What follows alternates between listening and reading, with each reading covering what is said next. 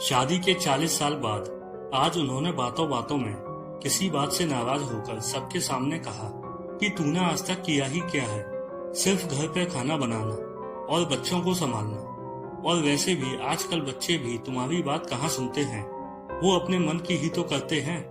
इतने सालों में तूने उनको कुछ नहीं सिखाया, तभी इतने बिगड़ गए हैं दोनों बच्चे। अपने पति की ऐसी बात सुनकर आज पूरी रात सुनीता को नींद नहीं आई। सोचती रही, रोती रही कि सच में मैंने आज तक किया ही क्या है। अगर मैंने आज तक इस घर के लिए सच में कुछ नहीं किया तो अब मेरा यहाँ रहने का कोई मतलब नहीं, कहाँ जाना है पता नहीं, मगर बस अब और नहीं। ये सोचते हुए सुनीता ने अपने पति विशाल को एक चिट्ठी लिखी। उसमें उसने लिखा था कि मैंने आज पूरी रात सोचा कि तुम शायद सही कह रहे थे। आज तक मैंने किया ही क्या है, कौन हूँ मैं, क्या है मेरी पहचान। चाहती थी मैं आसमान में उड़ना, मगर उड़ने से पहले ही मेरे पंख काट दिए गए। सपना देखने से पहले ही सपना तोड़ दिया गया। बाबा ने कहा शादी की उम्र बीती जा रही है, मुझसे पूछे बिना ही मेरी शादी करवा दी गई। बाबा का तो मानो बहुत बड़ा बोझ उतर गया। ससुराल में मेरे लिए हर कोई अजनबी सा था, मगर माँ ने सिखाया था कि अब यही तुम्हारी दुनिया है, यही तेरे अपने। अब से इन सबको ही तुम अपने माँ बाबा, भाई और बहन समझना। पति तेरे लिए परमेश्वर है, इनकी कही कोई बात को मत टालना। सबको प्यार देके अपना बना लेना। माँ की बात मान के मैंने सबको अपना बनाया। मुझे क्या पसंद था और क्या नापसंद, इसके बारे में कभी सोचा ही नहीं। सुबह को आपकी कॉफी और नाश्ता, बच्चों का लंच बॉक्स, बाबा की डायबिटीज की अलग से दवाई, नाश्ता, माँ के घुटनों की तेल मालिश, आपका टिफिन, मार्केट जाना, शाम की खाने की तैयारी करना, माँ को इलाज के लिए बार बार अस्पताल ले जाना, बच्चों को पढ़ाना, उनकी शैतानी बर्दाश्त करना, आपके दोस्त मेहमान बनकर अचानक से आए तो उनके लिए खाना बनाना। बस इतना ही तो किया मैंने, और क्या किया। इसलिए अब मुझे कुछ और करना है। अब मैं जा रही हूँ, ये तो नहीं जानती कहाँ, मगर मुझे जाना है, पर तुम अपना ख्याल रखना। फिर सुनीता वो चिट्ठी टेबल पर रखकर चुपचाप वहाँ से चली गई। सुबह होते ही बाबूजी अपनी दवाई, नाश्ता और अखबार के लिए बहू को आवाज देने लगे। उसके साथ माँ भी अपने घुटनों की मालिश के लिए बहू को आवाज देने लगी।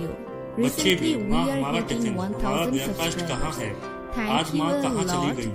बाहर इतना शोरगुल सुनकर उसके पति की भी आंखें खुल गईं। क्या हुआ पूछता हुआ वो बाहर आया। इतना शोर क्यों मचा रखा है सुबह सुबह। पापा देखो ना, माँ कहीं दिख नहीं रही। हमको कॉलेज जाने में देरी हो रही है, अभी तक ब्रेकफास्ट भी नहीं किया, लगता है आज भूखा ही जाना पड़ेगा।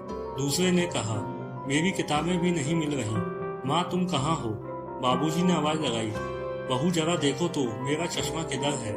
माँ ने आवाज लगाई, बहू मेरी मालिश की बोतल और दवाइयाँ कहाँ हैं। सारा घर जैसे बिखरा था। उसका पति जोर से चिल्लाया, सब चुप हो जाओ, मैं देखता हूँ वो कहाँ है, यही कहीं होगी, कहाँ जाएगी। वो उसे फोन करने लगा, मगर उसका फोन तो कमरे में टेबल पे ही था। उसने देखा फोन के पास एक चिट्ठी भी थी। उसे बड़ी अचरज हुई। उसने वो चिट्ठी खोल के पढ़ी। चिट्ठी पढ़कर उसे याद आया कि उसने कल शाम अपनी बीवी का कैसे अपमान किया था, वो भी सबके सामने। उसे अपनी गलती का एहसास हुआ। वो उससे माफी मांगना चाहता था, मगर कैसे, उसका कोई अता पता नहीं था।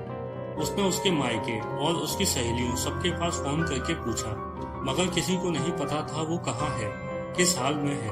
मगर सुनीता अपने मायके में ही थी।